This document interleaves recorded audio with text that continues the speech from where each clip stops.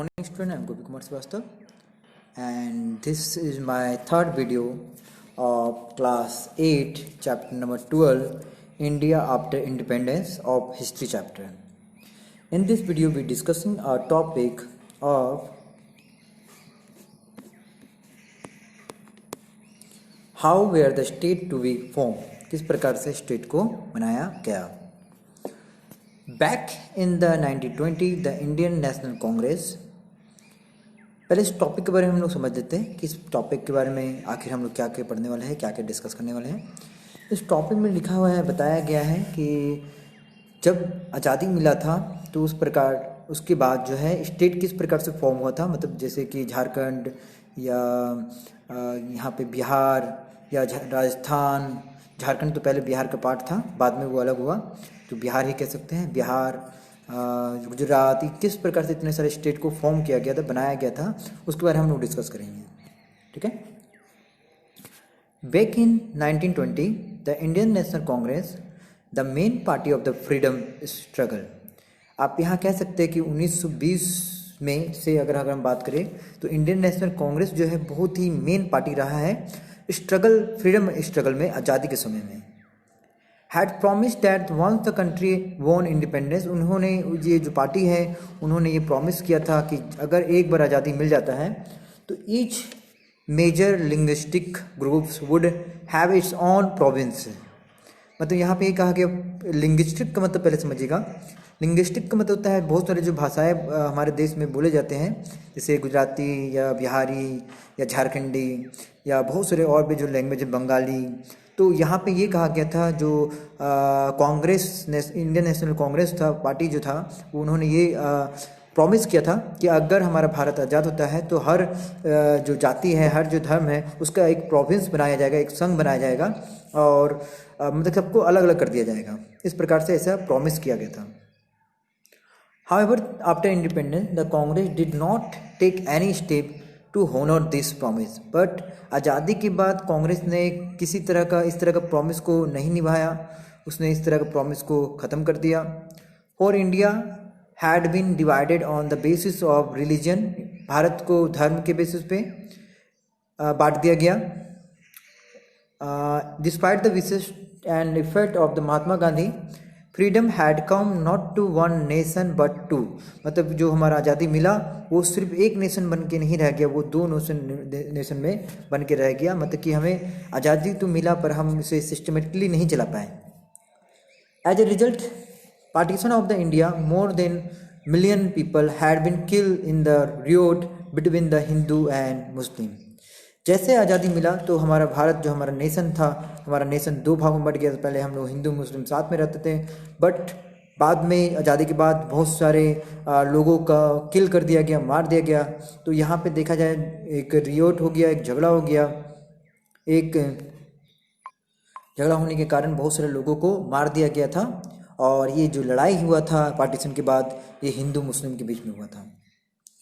Could the country afford further division on the basis of language. तो क्या इसके बाद जब इतना नेशन का बंटवारा हो गया, पाकिस्तान इंडिया में बढ़ गया, तो क्या भारत को या कंट्री को लैंग्वेज के अनुसार भी किसी प्रकार का डिवीजन करना चाहिए? ये एक क्वेश्चन है. ठीक है. Both the prime minister Nehru and the deputy prime minister Vallabh Bhai Patel were against the creation of linguistic state. दोनों को दोनों, चाहे वो प्रधानमंत्री नेहरू जी हो, जवाहरलाल नेहरू जी हो, या deputy prime minister Vallabh Bhai Patel हो, वो दोनों नहीं चाहते थे कि लिंग्विस्टिक स्टेट बने, मतलब कि भाषा के अनुसार राज्य बने. वो हर भाषा को अलग नहीं करना चाहते थे, वो सबको एक साथ रखना चाहते थे. After the partition the Nehru said that this revisionist tendencies that had come to the force to check the dam, the nation had to be strong and united, और पटेल put it. यहाँ पे बोला गया कि जवाहरलाल नेहरू जी ने कहा कि भारत देश को एक यूनाइटेड होना चाहिए, सबको एक साथ आना चाहिए, सबके बीच में एकता होना चाहिए, सबको एक साथ आगे बढ़ना है. ठीक ना. तो इस बात को पटेल ने पुट किया और बताया. The first and the last need of the India at present moment is that it should be made a nation. पहला काम जो होगा वो प्रेजेंट मूवमेंट के लिए उस समय जो इंडिपेंडेंस हुआ था वो यही होगा कि हमें एक नेशन बनाना है, हमें एक राष्ट्र बनाना है. Everything which help the growth and the nationalism has to go forward, and everything which grow obstacles in its way it has rejected. यहाँ पे कहा गया जो भी नेशनलिज्म की ओर चलेगा उसकी बात मानेगा, मतलब राष्ट्र की ओर चलेगा हम उसे एक्सेप्ट करेंगे, और जो इसकी बाधाएं बनेगी, जो हमारे राष्ट्र को बनाने में दिक्कत करेगा, हम इसे रिजेक्ट कर देंगे, मतलब हम इसे हटा देंगे. We have apply this test to the linguistic provinces. हमने इस तरह का जो पॉलिसी है या जो तरीका है, जो मेथड है, उसे हम लोग लिंग्विस्टिक प्रोविंसेस के रूप में आसो अप्लाई किए हैं. And by this test in our opinion they can not be supported. इससे सपोर्ट नहीं मिलेगा अगर हम लोग लिंग्विस्टिक प्रोविंसेस बनाते हैं, तो ऐसा नेहरू जी को लग रहा था. That the Congress leader would now go back on their promises created great disappointment. पर जो कांग्रेस लीडर थे उन्होंने now go back on their promises, उन्होंने अपना प्रॉमिस को तोड़ दिया, और इससे एक बहुत ही डिसअपॉइंटमेंट देखा गया लोगों के बीच में. The Kannada speaker, Malayalam speaker, the Marathi speaker had all look forward to having their own state. तो ये कन्नड़ा स्पीकर हो या मलयालम स्पीकर हो या फिर वो मराठी स्पीकर हो, वो सभी ने अपना स्टेट के बारे में वो हमेशा सोचते थे उनका अपना पर्सनल स्टेट होगा, बट हो नहीं सका. द स्ट्रॉन्गेस्ट प्रोटेस्ट, तो इसका एक विरोध किया गया, however come from the Telugu speaker district of what was the Madras presidency. तो यहाँ पे दिखाया गया है कि तेलुगु जो स्पीकर है वो भी डिस्ट्रिक्ट के लिए वांट कर रहा है, उनको मद्रास प्रेसिडेंसी चाहिए, ठीक ना. When the Nehru went to campaign there during the general election in 1952 he was met with the black flag and the slogan demanding we want Andhra. मतलब यहाँ पे जब नेहरू जी ने इलेक्शन के समय 1952 में जब वो गए थे इलेक्शन के लिए लड़ने के लिए, तो वहाँ पे कुछ लोगों ने वहाँ ब्लैक फ्लैग को उठा के रखा था और स्लोगन में लिखा हुआ था कि डिमांडिंग वी वांट आंध्रा, मतलब हमें आंध्र चाहिए, मतलब एक अलग स्टेट चाहिए. सभी लोग अपने अपने स्टेट के लिए वांट करने लगे, जो कि एक प्रधानमंत्री के लिए बहुत डिफिकल्ट समय था इलेक्शन लड़ने के लिए. In October of what year veteran Gandhian named Potti Sriramulu went on the hunger strike demanding the formation of Andhra state to protect the interest of Telugu speaker. तो इस प्रकार से एक पोटी श्री मुल्लू भी था जो हंगर स्ट्राइक कर दिया कि भूखा हड़ताल जो होता है, जैसे कि लोग भूखमरी मतलब कि भूख हड़ताल करना, वो कर दिए ताकि उनको अपना स्टेट मिले. एक तेलुगु स्पीकर जो है वो उन्होंने कहा कि नहीं, हम भूख हड़ताल करेंगे जब तक हमें आंध्र स्टेट नहीं मिल जाए. As the fast went on, इस तरह से चलते गया, it attracted much support. Hartal and bandh, मतलब इस तरह से हड़ताल चलते रहा, बंदी चलते रहा. Were observe in the many town, बहुत सारे शहरों में देखने को मिला. On 15 December 1952, 58 day into the his fast के बाद, मतलब भुखमरी के बाद, उसके 58 डे के बाद, 58 डे बहुत दिन, ज़्यादा दिन होता है. पोट्टी श्रीरामुलु डाइड, उसके बाद वो मर गए. As the news paper put it, newspaper में इसको दिखाया गया कि किस प्रकार से भुखमरी में पोट्टी श्रीरामुलु का जो है डेथ हो गया है. The news of this passing away Sriramulu include entire Andhra in the choice, मतलब इस तरह से सभी लोग घुसा गए.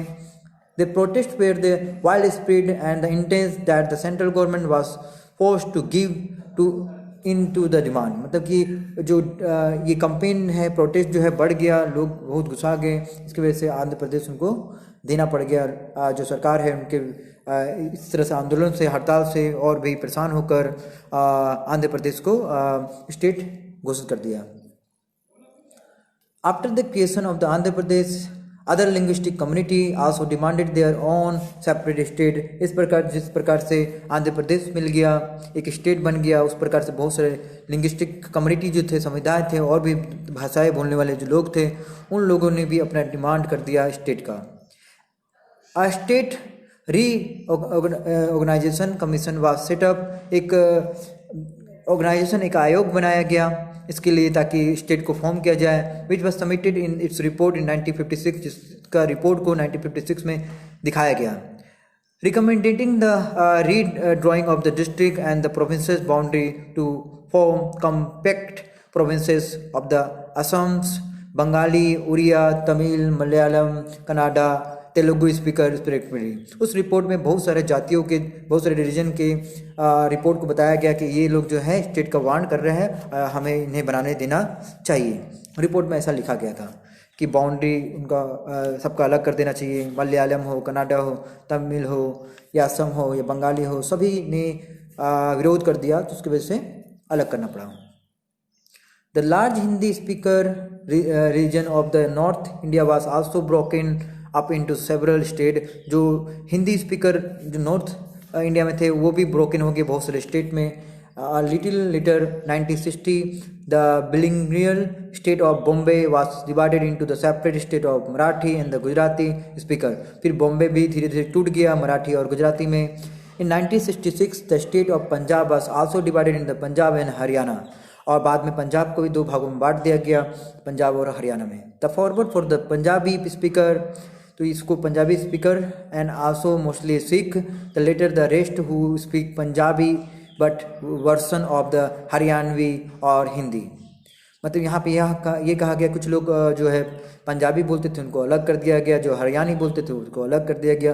तो सभी तरह से सभी चीज़ों को धीरे धीरे अलग कर दिया गया है। आप यहाँ देख सकते हैं the making of the linguistic states को, कि किस प्रकार से लिंग्विस्टिक स्टेट को बनाया गया है। तो सभी है, जम्मू कश्मीर है, पंजाब है, यहाँ पे आप देख सकते हैं सभी चीज़ों का नाम लिखा है, राजपूताना, अजमेर, सब चीज़ों का सबका एक बाउंड्री बनाया गया। इस तरह से सभी चीज़ों को फॉर्म किया गया है, सभी स्टेट को बनाया गया है धीरे धीरे आज़ादी के बाद। तो हमें ये पता होना चाहिए हमारा स्टेट जो है वो किस प्रकार से बना है।